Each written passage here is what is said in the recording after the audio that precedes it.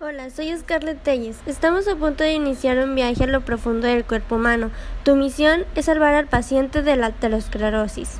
En humanos, el equilibrio entre el influjo y el flujo del colesterol no es preciso, lo cual resulta el depósito paulatino de colesterol en los tejidos. Este es un proceso potencialmente letal cuando el depósito de los lípidos conduce a la formación de placas, lo cual causa el estrechamiento de los vasos sanguíneos y el incremento en el riesgo de enfermedades a vasos cardíacos cerebrales y periféricos. Es frecuente el envejecimiento. Se caracteriza por la inflamación y el depósito de las placas amarillentas del colesterol, lípidos en las capas internas de las paredes de las arterias de gran y medio calibre. Con la formación de placas, las paredes de los vasos sanguíneos se engruesan. Ahora vamos a hablar de los tipos de enfermedades cardiovasculares. Hipertensión arterial. Se diagnostica cuando la presión sistólica es mayor que 140 milímetros de mercurio o cuando la diastólica es superior de 90 milímetros de mercurio. Esto hace que la sangre no pueda fluir de forma normal por el sistema circulatorio.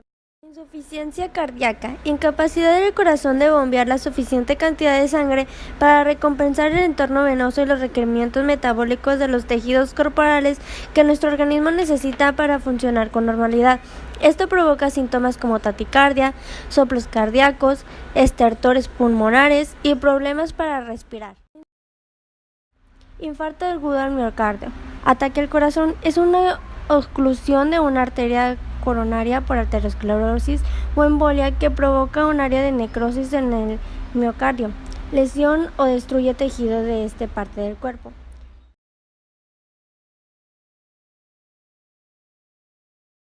Accidente cerebrovascular, alteración súbita de la irrigación del encéfalo y que comportan lesiones neurológicas como la embolia, trombosis y la hemorragia cerebral.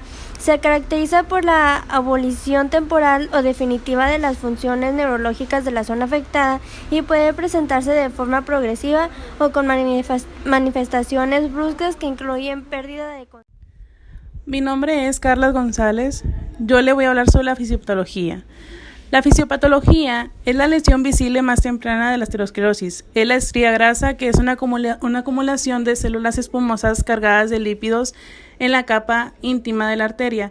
El sello definitivo de la aterosclerosis es la placa aterosclítica, que es la evolución de la estría grasa y tiene tres componentes principales: lípidos, células inflamatorias y musculares lisas, y una matriz de tejido conectivo que puede conectar trombos de diversas etapas de organismo y depósitos de calcio.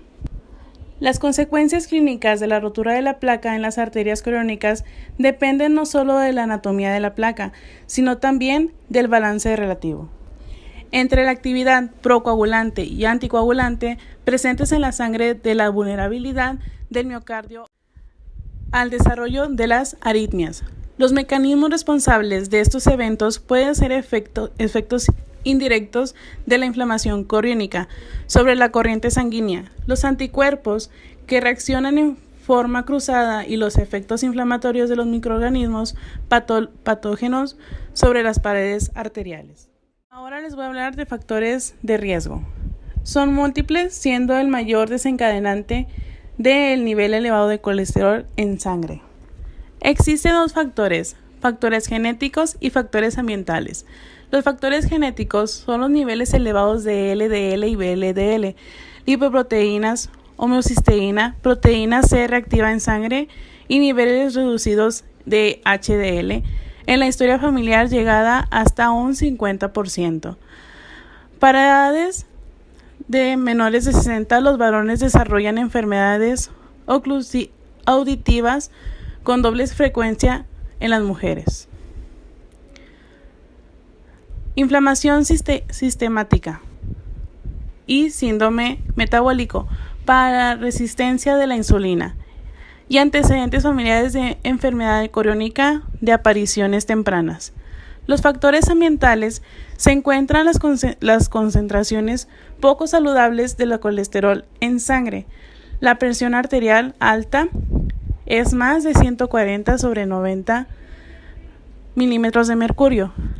El hábito de fumar lesiona y estrecha los vasos sanguíneos, eleva las concentraciones de colesterol y sube la presión arterial. No permite que llegue el oxígeno a los tejidos. Resistencia a la insulina, sobrepeso y obesidad. Altos niveles de grasas saturadas. Faltas de actividad en edad avanzada. Cuando se envejece, hay factores que pueden ocasionar depósitos de placas en arterias, causando signos y síntomas. Apnea del sueño, estrés y consumo de alcohol. El consumo de alcohol puede lesionar el músculo cardíaco al ocasionar a otros factores. Mi nombre es Aletia Sánchez y les voy a hablar sobre las alteraciones bioquímicas. Nos enfocaremos en el estudio de la lipoproteína de baja densidad, ya que es aquella que está implicada en la formación de las placas de ateroma, que interrumpen la vía arginina. Al permanecer mucho tiempo en la arteria y no ser metabolizado el contenido de lípidos que transporta la misma, se ve modificada dentro del capilar sanguíneo. Todos estos factores hacen que la molécula normal se modifique totalmente y por ende el cuerpo lo identifique como agente agresor. En la superficie que la recubre existen receptores para los macrófagos. Esos receptores son los llamados recolectores de desechos, los cuales se acoplan a los macrófagos para ser fagocitados. Dentro del macrófago se produce la esterificación del colesterol que se encontraba dentro de la molécula modificada, esterificación que es mediada por la enzima colesterol aciltransferasa. Una vez que se ha esterificado el colesterol, este se libera de la lipoproteína dentro del macrófago. Una vez que este fenómeno ocurre, el macrófago se ve degradado y por ende el colesterol es liberado en la luz del capilar sanguíneo. Ahora el diagnóstico. Hay distintos tipos de diagnósticos para esta enfermedad, como análisis de sangre. Los análisis de laboratorio pueden detectar mayores niveles de colesterol y de azúcar en sangre, que pueden aumentar el riesgo de padecer aterosclerosis.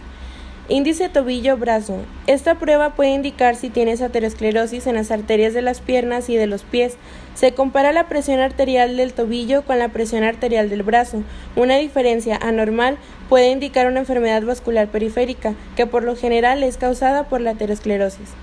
Electrocardiograma. Registra las señales eléctricas a medida que se desplazan por el corazón. A menudo puede revelar un ataque cardíaco anterior. Si tus signos y síntomas aparecen con mayor frecuencia durante el ejercicio, es posible que tu médico te pida que camines en una cinta o pedalees en una bicicleta fija durante un electrocardiograma. Mi nombre es Fabiola Ibarra. Yo hablaré del tratamiento. Para la aterosclerosis no hay cura, pero el tratamiento puede retardar o detener el empeoramiento de la enfermedad. Si se tiene el colesterol alto, se puede recomendar cambios terapéuticos de la forma de vida, que incluye una dieta sana, una actividad física y una administración del peso. Los medicamentos más comunes utilizados para reducir el colesterol son las estatinas, que bloquean una enzima llamada HMG-CoA reductasa, que controla la producción de colesterol en el hígado. Ejemplos: la lovastatina, la simvastatina, la pravastatina. El tratamiento puede ir desde el uso de agentes trombolíticos, antihipertensivos, inhibidores de la formación de plaquetas, procesos invasivos como la dilatación arterial percutánea o la creación de un bypass coronario. Los agentes paralipidémicos no hacen desaparecer la aterosclerosis, pero puede evitarse con una dieta baja en colesterol, calorías y grasas saturadas, la práctica de ejercicio y la evitación del hábito de fumar y la atención emocional. Por último, la conclusión. Las enfermedades cardiovasculares constituyen la primera causa de muerte a nivel mundial. Hace 20 o 30 años se entendía la aterosclerosis como una enfermedad de simple almacenaje lipídico. Ahora es más complejo, ya que se entiende que es una enfermedad vascular inflamatoria con un componente autoinmune, caracterizada por una intensiva actividad inmunológica. La aterosclerosis o acumulación de grasa y otras sustancias en las paredes de las vías sanguíneas es un trastorno silencioso, pero fatal, sobre todo cuando se une a la diabetes, presión arterial elevada, tabaquismo y poca actividad física. Está asociada con diabetes, elevada concentración de azúcar en sangre e hipertensión, que es la presión arterial alta. Puede considerarse como la primera causa de muerte en México. En los últimos años, los hábitos de vida que la sociedad mexicana ha adoptado, sobre todo en las últimas 2 décadas, han afectado su calidad de vida y la han hecho más vulnerable a padecer afecciones circulatorias mortales. Es algo que ocurre en la mayoría de las personas. Desde que todos los seres humanos fabricamos más colesterol que el que necesitamos. Ese colesterol se va depositando en las arterias lentamente a través de los años, haciendo que la arteria se vuelva más estrecha. La incidencia anual se estima en 340,000 casos, considerando que por cada fallecido, que son 35,000, sobreviven 3, y siendo más común en hombres. Aunque cabe decir que en su aparición también influye en la edad del paciente, aunque hay factores que aparezcan en edades más tempranas y factores hereditarios. Es evidente que el poco tiempo dedicado a la actividad física, el consumo de alcohol, tabaco y alimentos inadecuados, así como el rechazo a comer verduras, vegetales y fibra, han favorecido el avance de esta enfermedad.